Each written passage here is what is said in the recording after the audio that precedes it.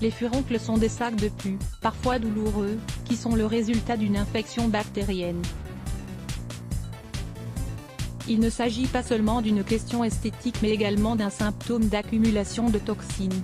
Malgré qu'il s'agisse d'une maladie chronique, en évitant certains aliments, en prenant soin de ses intestins et en appliquant des remèdes naturels, il est possible de traiter naturellement les furoncles et d'éviter ainsi des traitements plus agressifs.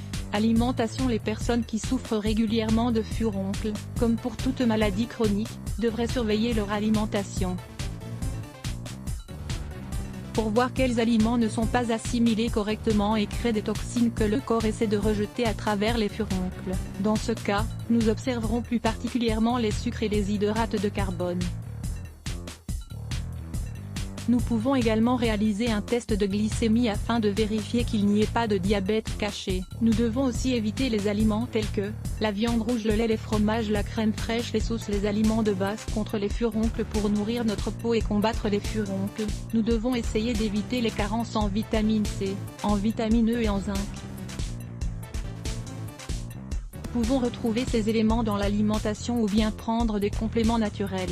Sources de vitamine C, agrumes, fruits rouges, ananas, kiwi, acérola, piment rouge.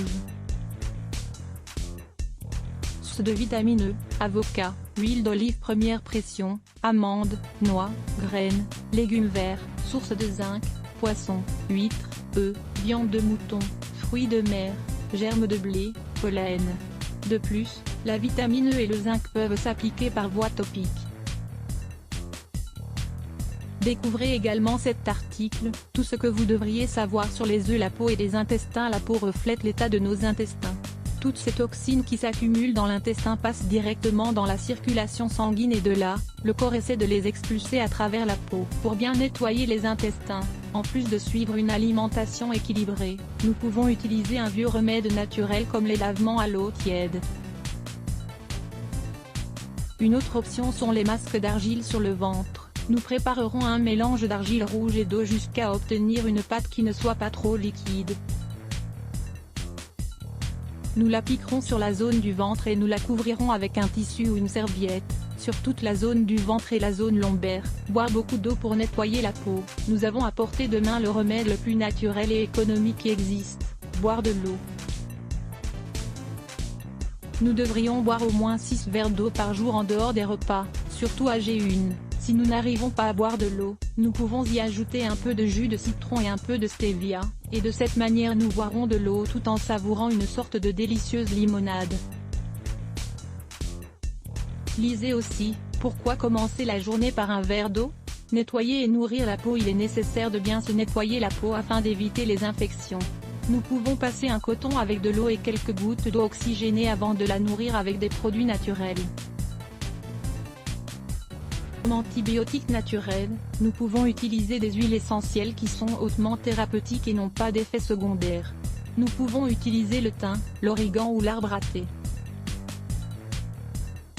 Nous attirerons votre attention sur l'huile essentielle de palme rose, peu connue mais très appropriée pour les peaux à furoncles, car elle est antiseptique, antibactérienne, astringente, cicatrisante et stimulante pour la circulation. Elle est spécialement utilisée dans la médecine ayurvédique comme régénératrice cellulaire.